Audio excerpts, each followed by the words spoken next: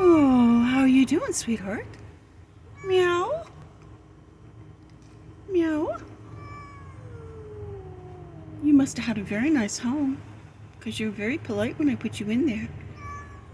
Well, I'll let you stay for the night and give you a blankie. You want to try to find your home?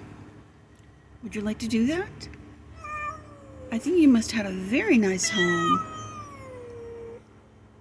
Yes, no. We'll look around and see.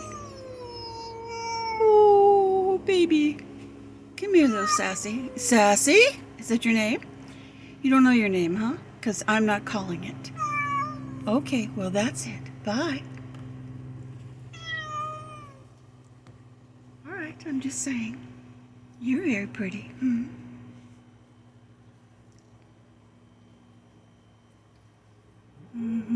You're very pretty, aren't you?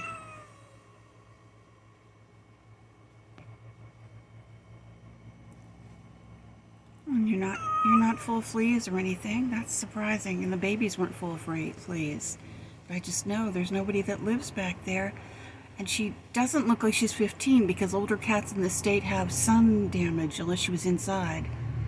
I mean, their eyes get like a film on it if they were outside a lot because of the sun.